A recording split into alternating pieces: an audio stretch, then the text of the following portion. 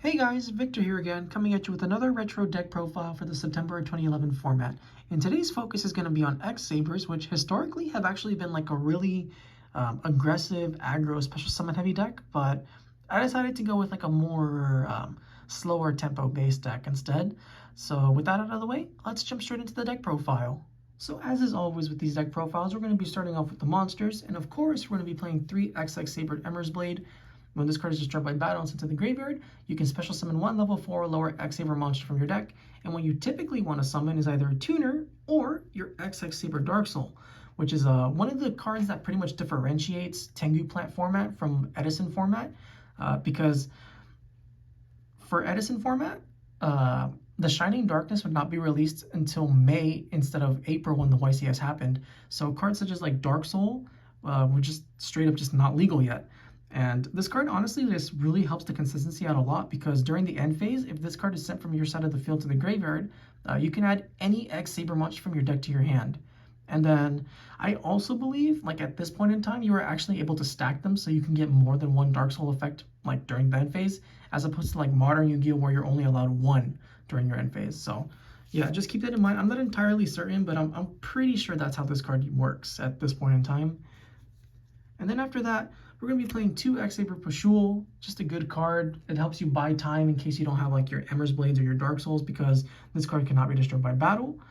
It does have a downside though, and that's during each of your opponent's standby phases, you take 1,000 damage. So try not to leave this card on the field for too long, because otherwise you'll like end up burning yourself for game. And then next, we're going to be playing 2 XX-saber Boggart Knight. Normally you only see one of these, just because like it's not that useful and you can only synchro summon for X-saber monsters while using this, but I really like it at 2 just because it's a 1900 beat stick, which a lot of decks do like struggle against, and it like allowing you to special summon like additional cards from like your hand. It's honestly like it does like a lot of things. So one, it's a great card to bait out Max C. Because you could just go like activate Boggart Knight, they'll max you, you're like whatever, and then you special summon an Emmersblade or a Dark Soul, and then you can just pass turn, right? And that's basically just like a 1-for-1, and you get rid of one of your opponent's most powerful cards. And just like little things like that really make me appreciate Boggart Knight. And that's it for the 2-ofs, but we're still playing other ones, such as 1 XX-saber Fall Troll.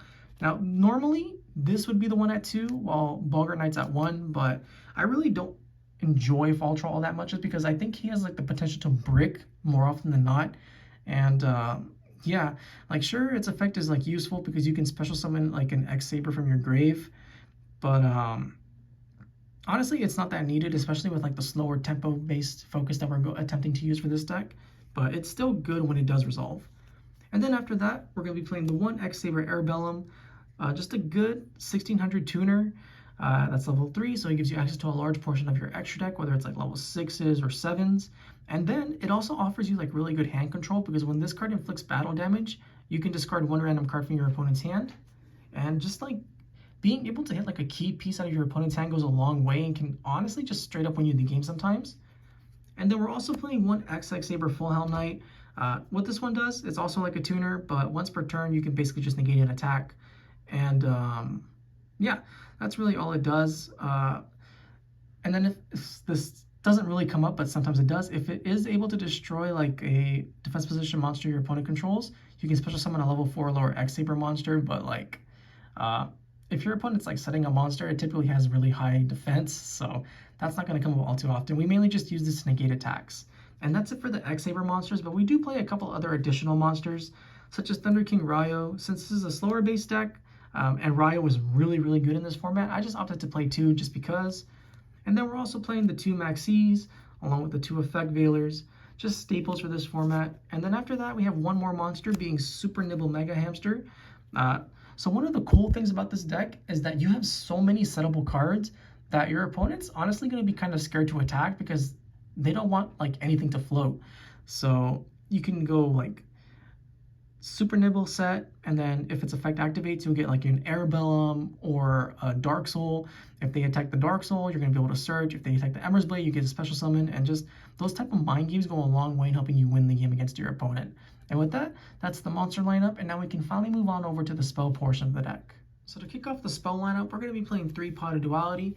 which I feel is actually like a really important card for this deck, especially with the way that I play, which is like a really slower based, waiting to gather all your resources before you actually try and commit to finishing off your opponent. And combine this with like the Dark Soul and just like the ability to pretty much fill up your hand in the exact way that you want it is invaluable. And you're more than okay with not special summoning for the turn because of the fact that you have Emmersblade, Dark Soul, Nimble Hamster. You can just set that, let your opponent use up their resources while you're slowly gaining yours, and then once you have enough, you just finish them off. And then after that, we're also going to be playing 3 Creature Swap, which I think is a really good card in this deck, thanks to the fact that we play a lot of floaters in the form of Emmersblade and Dark Souls. So we just activate the Creature Swap, we give them one of our bad cards, or bad cards for them, good cards for us, and then we take one of their impactful monsters, and they could be like a Tengu or a Thunder King, a Hyper Librarian, BLS, Hyperion, just the list goes on and on and on of like just really strong monsters that you can take thanks to cards like Creature Swap. And once this is resolved, you basically make it your opponent's problem, which means they have to invest even more resources while you're slowly building up yours to, actually OTK them. So yeah, just a really cool card that I think X-sabers are able to take advantage of really well. And then we also play the one of Heavy Storm, the one of MST, which I don't think you need more of just because we play Hyunlei, which is able to destroy spells and traps on its own, along with like things such as Trap Stun in the side deck. But yeah, for the main deck, this is more than enough. Then you're just playing the one Dark Hole, the one Book of Moon, the one Monster Reborn, and something you don't see often is Mind Control, which this deck has a lot of tuners. And even without the tuners, you still have like cute plays where like you can flip your Nimble Mega Hamster, you can mind control an opponent's monster, usually like a Thunder King or just some really good level 4, whatever, overlay into Utopia, and then you have your floater face down along with the Xyz monster. So yeah, it's just a really, really cool card that you can use to just take your opponent's resources and use it for your own. And then lastly, we play one Pot of Avarice, which I just really enjoy this type of deck because we go through our resources a lot, and being able to shuffle them back and then draw 2 more is honestly kind of insane, especially with how easy it is thanks to cards like Emmersblade and Dark Soul filling up the graveyard pretty much instantly. Yeah, so with that, that's the spell portion of the deck, and now we can finally move on to the traps. So kicking off the trap lineup, we are of course playing our Solemn Brigade, which means 2 Solemn Warning and 1 Solemn Judgment. They're just really good staple cards that should be played in pretty much every single deck if you can. Then we're also going to be playing the 1 Trap Death Shoot, the 1 Torrential Tribute, and the 1 Starlight Road because, they're just good cards, especially Starlight Road against this deck because it's just able to protect you from so much mass removal that in turn with like your opponent may be able to OTK you with, like Dark Hole, which is heavily played, Heavy Storm to an extent, Torrential Tribute, Black Rose Dragon, whatever. Starlight Road is just really good to ensure that our monsters stick on the board and that we can actually OTK a lot more easily. And then lastly, we just play 1 Gotham's Emergency Call. Card's insane. If a face-up monster, if there's a face-up X-saber monster on the field, you can target 2 monsters that are X-sabers at any graveyard and special summon both of them to your side of the field. Card's great. It's literally just a free double monster reborn for the most part. And not much to say. If you want, you should probably play 2 to 3 of this, but I feel like 1's okay, especially for the way that I play it, where like you're just trying to slow roll your opponent, right? So you don't really need it for my build, but like I said, if you want, yeah, for all intents and purposes, play more than 1. And with that, that's the main deck. It's 40 cards like always, and now we can finally move on to the extra deck portion of the deck. So we're going to kick off the extra deck portion of this deck profile with the 1 Chimera Tech Fortress Dragon. It's just there in case we play a machine deck. And then we're also going to be playing the 1 number 39 Utopia. Really useful for getting like key monsters on the field. So one of the biggest examples, I guess, would be like if you creature swap a Dark Soul away and you take like a Thunder King, while you have like a Nimble Hamster or just any other level 4, right? So you can attack with their monsters like the Thunder King, etc. And then in main phase 2, you overlay to get rid of it to make Utopia.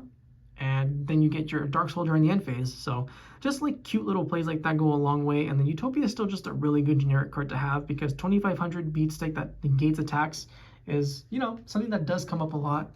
And that's it for the non-synchro monsters. And starting off the synchros, we're going to be playing the 1 TG Hyper Librarian. This is a synchro heavy deck, but you typically don't want to make this unless, you can take advantage of it, whether like you're using it defensively to stop your opponent from synchro summoning, or you know for sure that you're going to start synchro summoning and you want to start drawing cards for your following turns.